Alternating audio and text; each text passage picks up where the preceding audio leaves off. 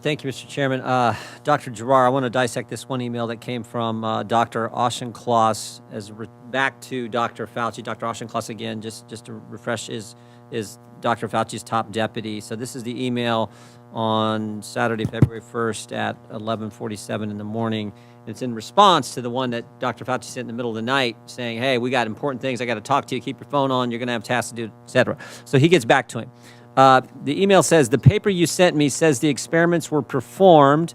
Again, the paper is about gain-of-function research at the Wuhan lab. Before the gain-of-function pause, but have since been reviewed and approved by NIH. Not sure what that means, since Emily is sure that no coronavirus work has gone through the P3 framework. She will determine if we have any to ties this work abroad.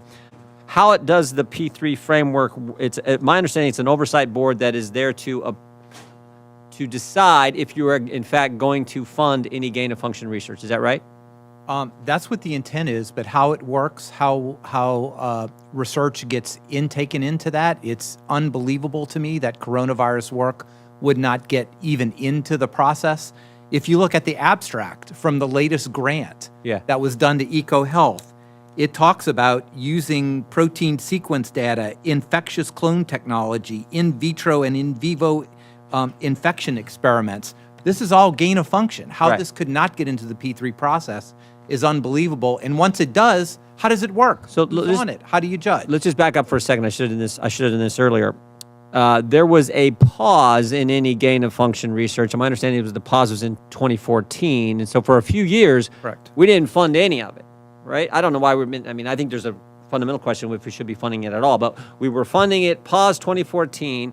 Was restarted a few years later, but under the premise that if we're going to restart it, we're going to set up this P3 framework, this oversight body, this oversight function that people will have to look at this closely, or a second look or whatever, some oversight look before it gets funded.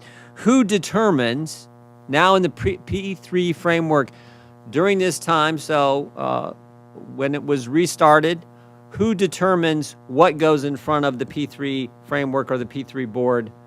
Who makes that determination?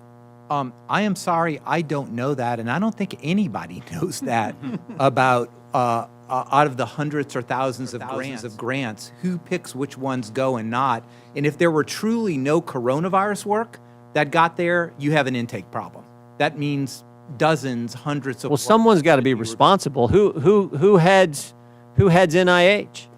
Well, ultimately the buck stops with Dr. Collins, who's the NIH director. And Dr. Fauci, he makes decisions on this? Dr. Fauci on NIAID. They are the directors.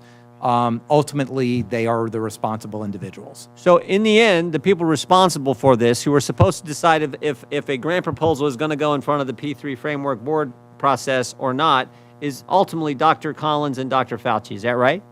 They run the institutes. They run the NIH. The buck stops there. Yeah. That's correct. Okay. I think